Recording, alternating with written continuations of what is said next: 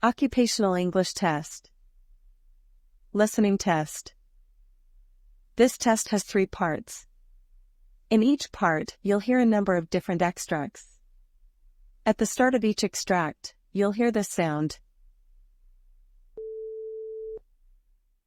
You'll have time to read the questions before you hear each extract, and you'll hear each extract once only. Complete your answers as you listen. At the end of the test, you'll have 2 minutes to check your answers. Part A. In this part of the test, you'll hear 2 different extracts. In each extract, a health professional is talking to a patient. For questions 1 to 24, complete the notes with information that you hear.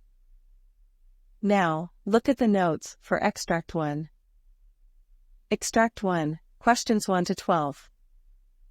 For questions 1 to 12, complete the notes with a word or short phrase that you hear. You now have 30 seconds to look at the notes.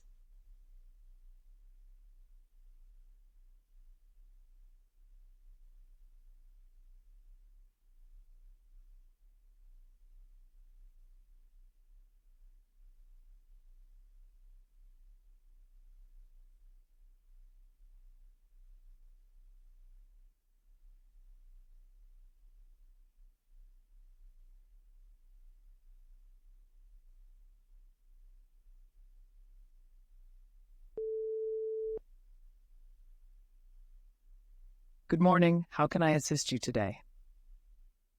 Good morning, doctor. I've been having these patches on my skin that are red, itchy, and covered with silvery scales. I'm quite concerned about it. I see. How long have you been experiencing this? I first noticed them about 3 months ago, but they seem to be spreading and becoming more prominent recently.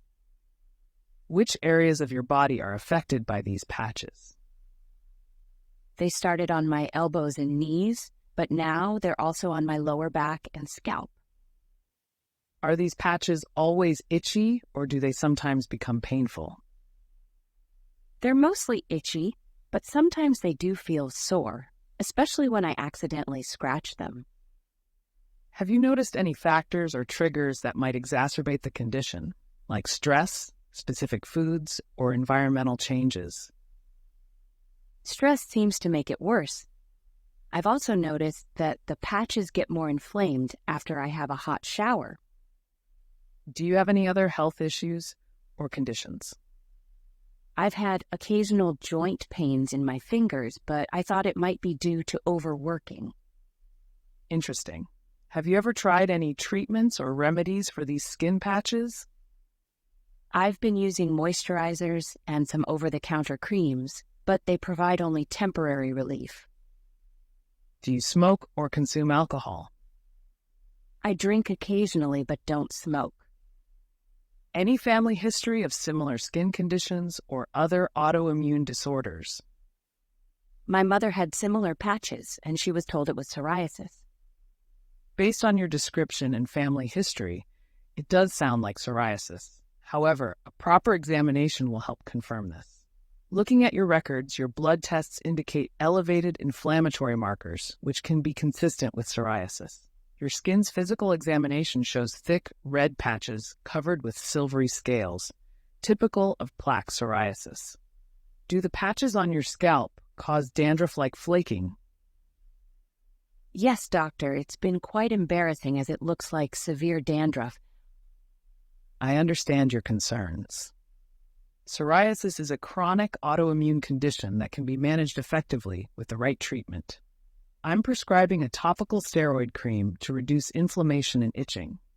Additionally, a medicated shampoo for your scalp will help control the flaking and itching.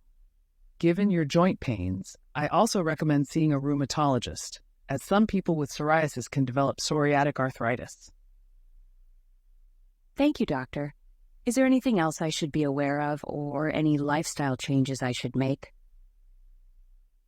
Keeping your skin moisturized will help.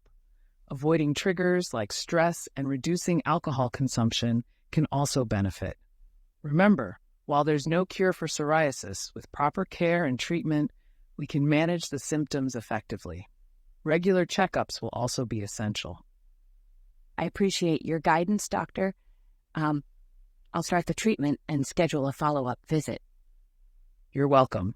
Take care, and if you have any concerns or worsening symptoms, don't hesitate to reach out.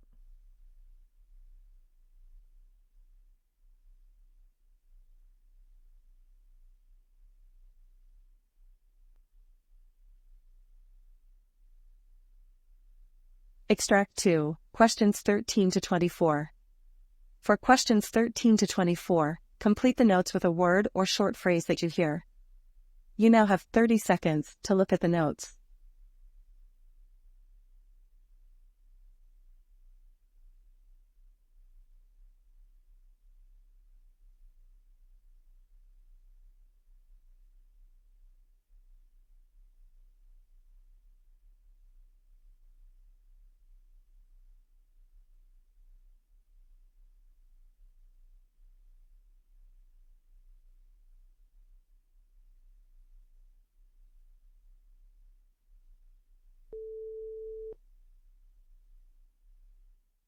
Good morning, Dr. Lewis. I've been referred to you because my family doctor suspects I might have emphysema.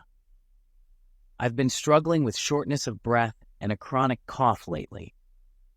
Hello, Mr. Thompson. I'm glad you came in. Emphysema is a type of chronic obstructive pulmonary disease, COPD. Tell me, have you been a smoker? Yes, I smoked for about 30 years, but quit around 5 years ago. That's good to hear that you quit. Emphysema is often linked to long-term smoking. How often do you experience shortness of breath? It's been quite frequent, especially when I try to exert myself. Even simple tasks like walking upstairs or carrying groceries make me feel winded. I see. And the cough you mentioned, do you produce any sputum or mucus? Yes, it's usually clear or white. Sometimes there's a lot, especially in the mornings. Do you have any history of frequent lung infections or other lung diseases? I had pneumonia twice in my life, and when I was younger, I used to get bronchitis quite frequently. Noted. What about your family history? Is there any record of lung diseases, particularly emphysema, in your family? Not that I'm aware of. Okay. Given your history and symptoms, we'll need to run some tests to confirm the diagnosis. We typically start with pulmonary function tests to see how well your lungs are working. What do those tests involve? We'll measure how much air you can breathe in and out and how fast you can exhale. It helps us determine any obstruction in your airways. All right. And when will I know the results? Usually within a few days. Depending on the results, we might also suggest a chest X-ray or CT scan to get a clearer picture of your lungs. I see. If I do have emphysema, what would the treatment options be? Treatment aims to relieve symptoms and slow the progression of the disease. This could include bronchodilators to open the airways, inhaled steroids to reduce inflammation, and oxygen therapy if your blood oxygen levels are low. In some cases, pulmonary rehabilitation or even surgery might be options. Will I need to be on medication for the rest of my life? It's likely yes. Emphysema is a chronic condition, and while we can manage the symptoms, there is no cure. But with the right treatment and lifestyle changes, many patients lead active and fulfilling lives. Thank you, Dr. Lewis. I appreciate your thoroughness. It's important to understand your condition and the options available. We'll work closely with you throughout. For now, let's schedule those tests and go from there.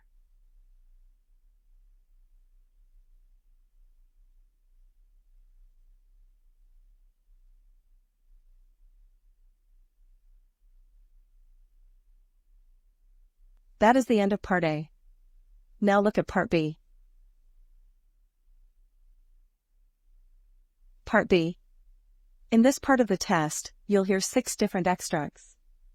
In each extract, you'll hear people talking in a different healthcare setting. For questions 25 to 30, choose the answer A, B, or C, which fits best according to what you hear. You'll have time to read each question before you listen. Complete your answers as you listen. Now look at question 25.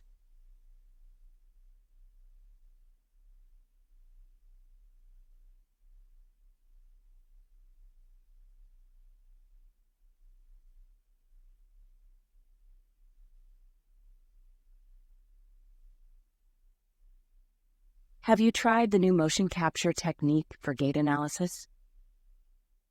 I haven't yet, but I've been reading about it. It seems to give real-time feedback on gait abnormalities, right? Precisely. It's fascinating. We can now get a 3D representation of the patient's movement and identify even subtle deviations from the normal gait. That sounds promising, especially for our post-stroke patients and those with sports injuries. But is it easy to implement?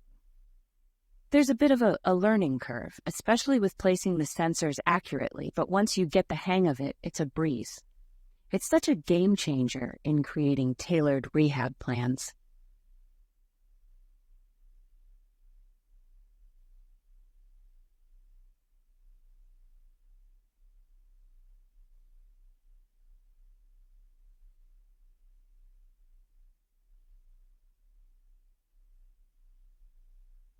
Now look at question 26.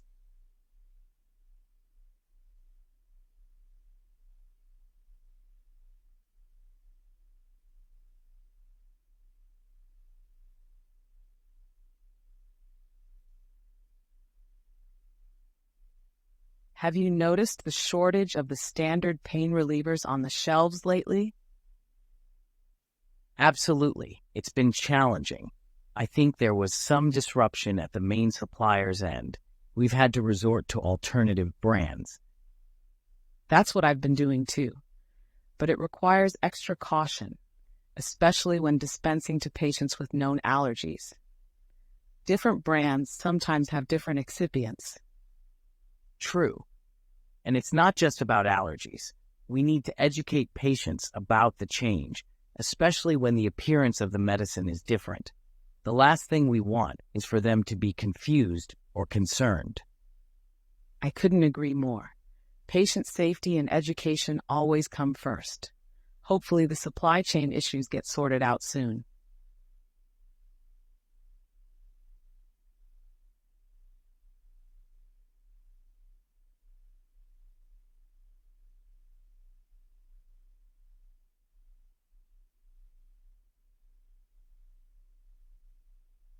Now look at question 27.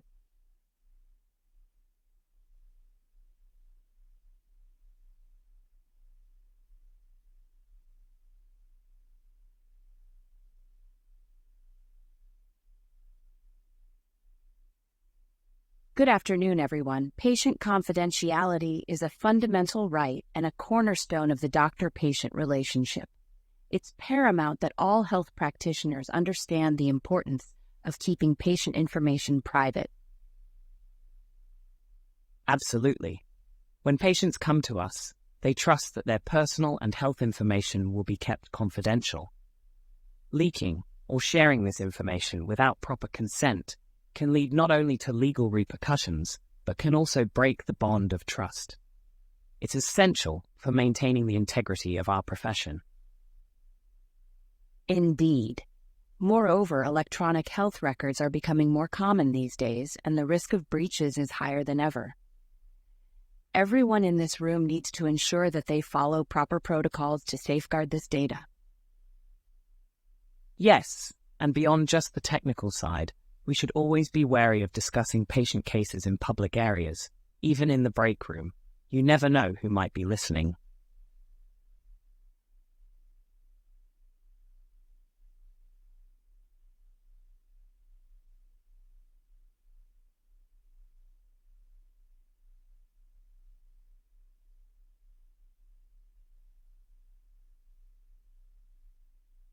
Now look at question 28.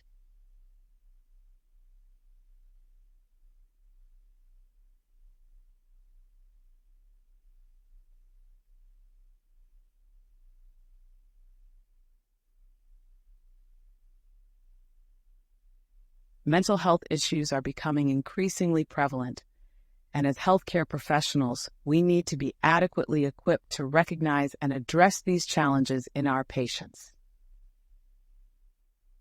That's right. It's not just about recognizing these issues in patients. We also need to acknowledge and address them in ourselves and our colleagues. The healthcare field can be stressful, and it's vital that we take care of our mental well-being. Absolutely. Burnout, anxiety, depression, these are real challenges that many in our profession face. By understanding and addressing them, we can provide better care to our patients. And let's not forget, communication is key. If you're struggling or see a colleague struggling, it's crucial to open a dialogue, seek support, and ensure that mental health is treated with as much importance as physical health.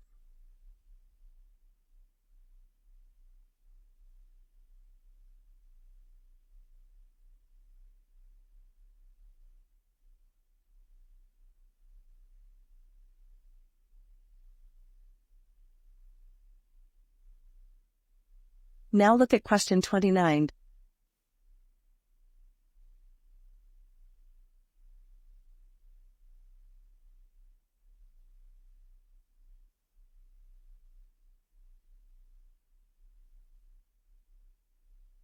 Did you manage to attend the pediatric nutrition seminar last week? Yes, I did. I found it particularly enlightening, especially the section on micronutrient requirements for infants. I agree. It was quite detailed. I appreciated the emphasis on vitamin D and iron, especially given the prevalence of deficiencies in those areas. Right? I also thought the discussion on the challenges of ensuring adequate nutrition for picky eaters was spot on. It's a real concern for many parents. Yes, and offering those practical strategies on how to incorporate essential nutrients creatively in their meals was a nice touch. Parents are always looking for ideas.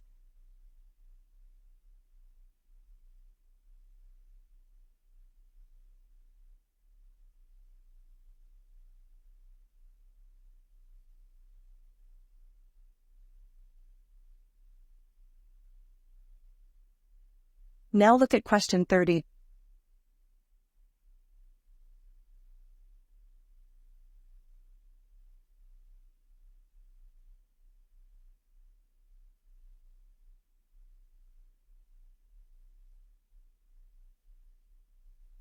Dr. Mitchell, I've been going over the notes from our recent surgery on the patient with the abdominal mass.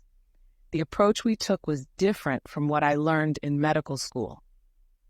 Ah, you're referring to the minimally invasive technique we used. Yes, exactly. I've mostly seen the traditional open surgery for such cases. Minimally invasive surgeries have their advantages, especially in terms of quicker recovery and reduced postoperative pain, but they do require a different skill set. I noticed the precision required, especially with the laparoscopic tools. It seemed challenging. It takes some getting used to, but with practice, it becomes second nature. It's always good to be versatile and learn both techniques.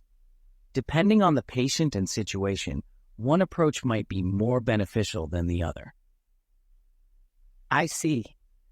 I'll definitely want to practice more on the simulator before attempting another one. That's the spirit. It's all about continuous learning and adapting.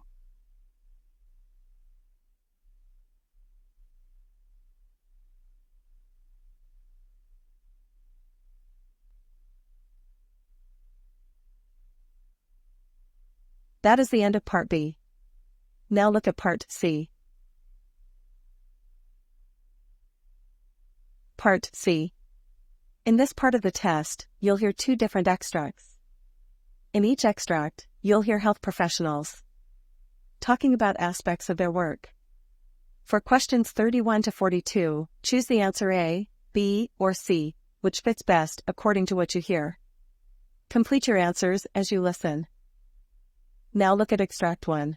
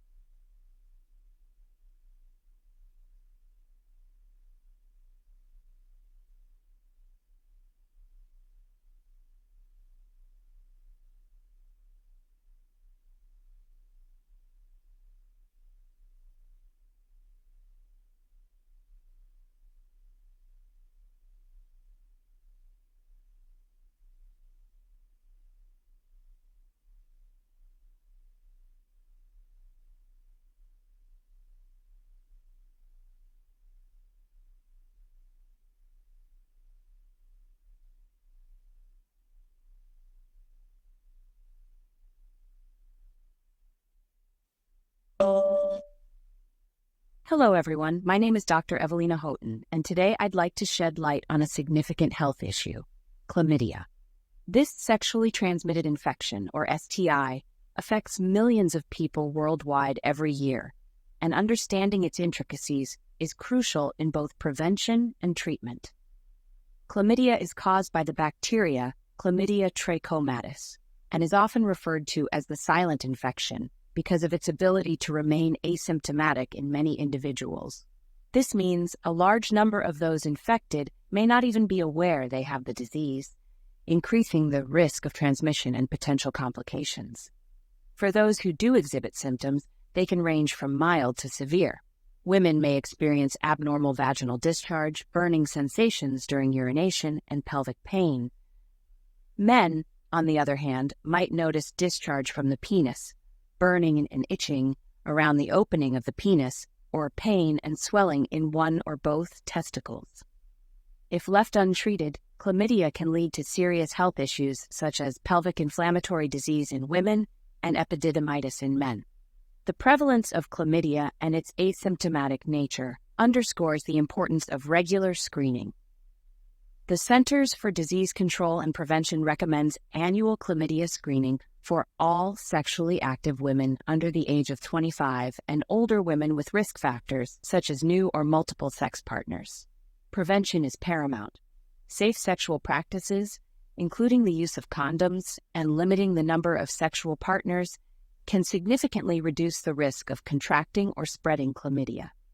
Education about the infection, its transmission routes, and potential consequences is also a powerful tool against its spread. Treatment for chlamydia is straightforward once diagnosed. Antibiotics such as azithromycin and doxycycline are effective in treating the infection. However, it's imperative to complete the entire course of treatment even if symptoms disappear before the medicine is finished. Moreover, retesting a few months after treatment is vital, as reinfection is common. It's essential to inform all recent sexual partners about a chlamydia diagnosis so they can seek testing and treatment if necessary. This collaborative approach can curtail the chain of transmission and protect the wider community. In conclusion, chlamydia, while common, is preventable and treatable. Regular screenings, safe sexual practices, and community education are key to combating this STI. It is our collective responsibility, both as healthcare providers and members of society, to be aware, informed, and proactive in addressing this and other sexual health matters. Let us prioritize our health and the health of our partners by staying informed and taking appropriate preventative measures.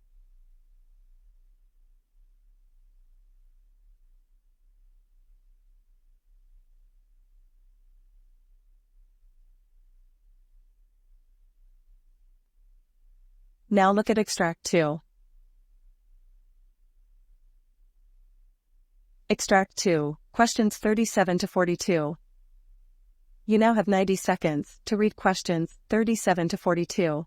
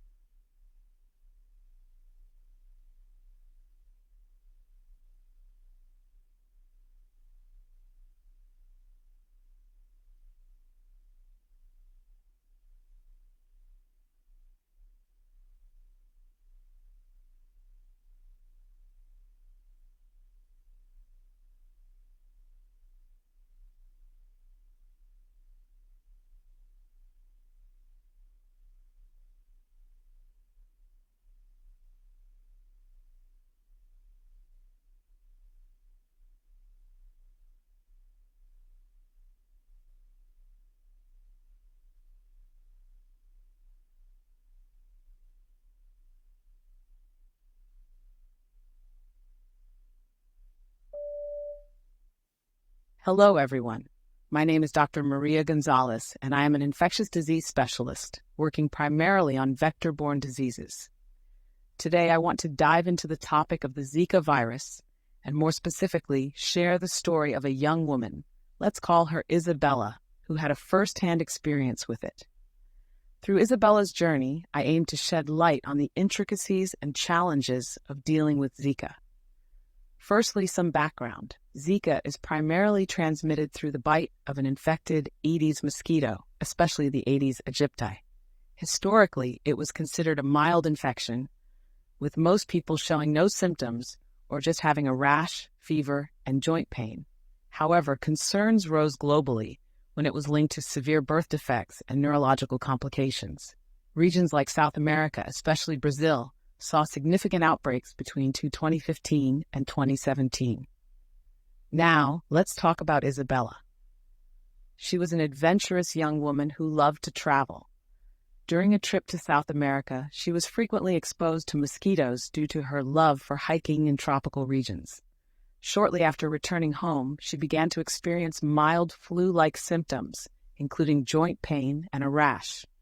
Brushing it off as a minor ailment from her trip, she didn't immediately seek medical attention. A few weeks later, however, she became alarmed when she began to experience more severe symptoms, like intense joint pain and red eyes. It was around this time she found out she was pregnant. She immediately contacted her doctor with her concerns. Considering her recent travel history, the physician ordered tests that confirmed she was infected with the Zika virus. Isabella was devastated. Pregnant women infected with Zika have an increased risk of giving birth to babies with microcephaly, a condition where a baby's head is significantly smaller than expected, often due to abnormal brain development. Isabella went through a flurry of emotions and numerous consultations with specialists to understand the risks and implications for her unborn child. Her pregnancy was closely monitored, and through advanced imaging, it was determined that her baby was developing normally. But Isabella's anxiety didn't end there. She remained concerned about potential long-term effects that might not be immediately visible. This emotional journey underscores the importance of awareness and preventive measures against the Zika virus, especially for pregnant women or those trying to conceive. Unlike Isabella, many individuals may not connect their symptoms to a potential Zika infection. Furthermore, the long-term effects on babies born to infected mothers remain a concern. Some children may appear healthy at birth, but may develop issues as they grow. Such stories emphasize the need for dedicated Zika clinics in affected regions. These centers can provide comprehensive care, from early detection and treatment to counseling and support.